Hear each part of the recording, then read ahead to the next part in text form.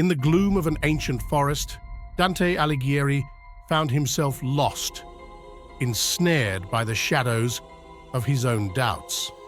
Beasts, grotesque and ominous, prowled in the shadows, threatening to devour his resolve.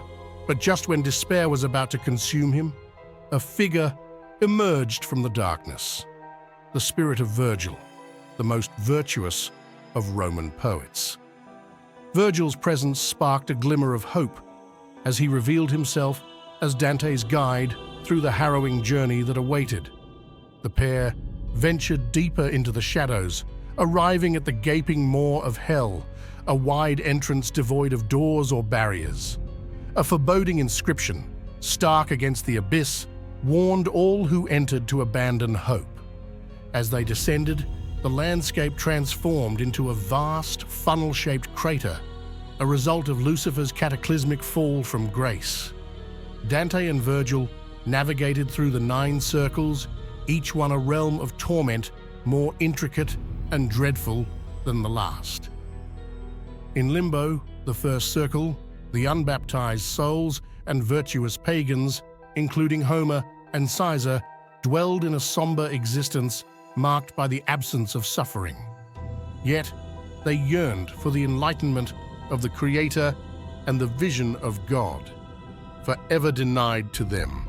The Valley of the Winds, the second circle, greeted them with relentless gusts that buffeted the lewd and lustful souls such as Cleopatra and Paris, who had let their passions consume them in life and were now eternally swept away by the tempest. The third circle, shrouded in an intense and freezing rain, punished the gluttons, their bodies stuck in mud created by their own vomit. Cerberus, the 3-headed dog, guarded this circle, scratching and tearing at the tormented souls who had indulged in excess during their mortal lives. In the fourth circle, the prodigal and avaricious were locked in eternal conflict, exchanging insults and shoving bars of money at each other. The gravity of their greed manifested in ceaseless strife, an unending cycle of torment mirroring their insatiable desires. A great waterfall of boiling blood marked the fifth circle, where the angry and choleric struggled to vent their rage, attacking each other in the fiery currents of the river Styx.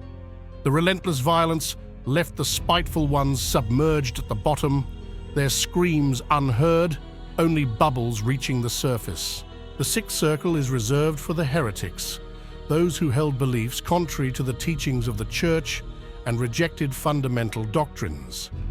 The city of Dis is the entrance to this circle, a fortified city with towering walls marking the boundary between the upper and lower hell.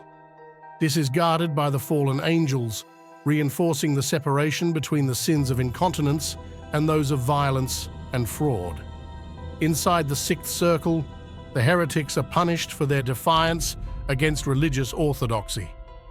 They are entombed in flaming tombs, each bearing the consequence of their rebellious beliefs. The fiery nature of their torment signifies the eternal punishment for challenging the divine order and rejecting the established truths. The seventh circle is dedicated to the violent, categorized into 3 rounds based on the nature of their transgressions. Outer round, violence against neighbors. Here, murderers and warmongers are submerged in a river of boiling blood, symbolizing the violence they caused in life. The depth of the river corresponds to the severity of their sins, with those who inflicted greater harm sinking deeper into the boiling abyss. Middle round, violence against oneself. Suicides occupy the middle round. These souls are transformed into twisted and gnarled trees, their branches and leaves torn and devoured by harpies. Denied a proper burial, they endure a grotesque and tormented existence, mirroring the violence they committed against themselves. Inner round, violencia against God and natura. Blasphemers, sodomites, and those who committed acts against nature find their place in the innermost round. This desolate realm features a desert of burning sand, under a rain of fire.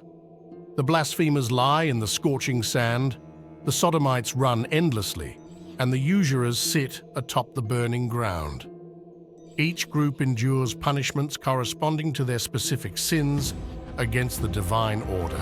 The Malbolge, the eighth circle, housed various pits of fraudsters, seducers, flatterers, simoniacs, false prophets, corrupt officials, and hypocrites suffered in distinct, excruciating ways, each pit reflecting the nature of their earthly deceit.